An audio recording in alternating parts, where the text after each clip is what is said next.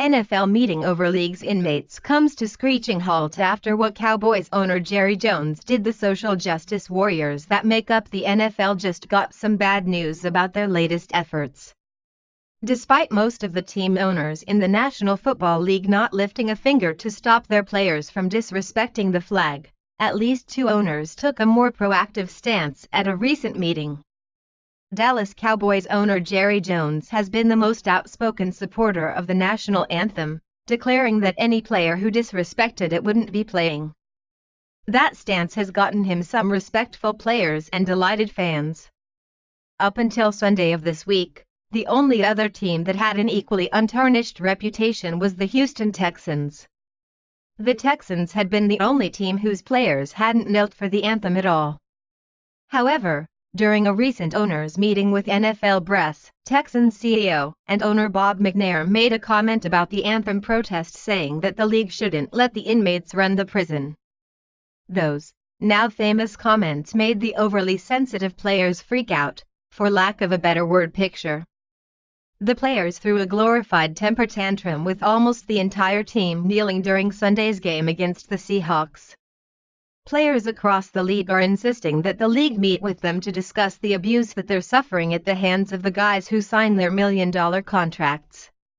According to Breitbart News, the owners aren't going to be held captive by their own teams.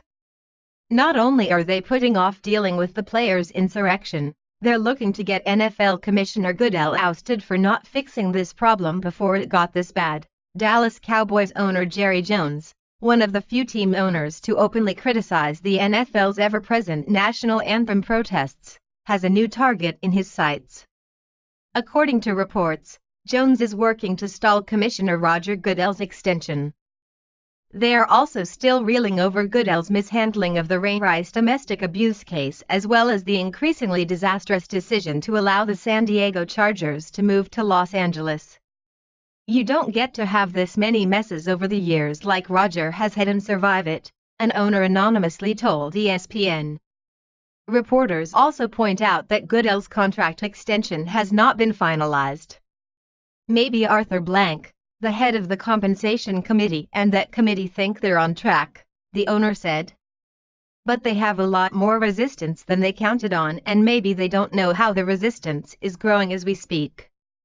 The NFL is looking for new, stronger leadership, and the more these out-of-control players prove their destructive tendencies, the more likely that the team owners will choose someone who will rule with an iron fist.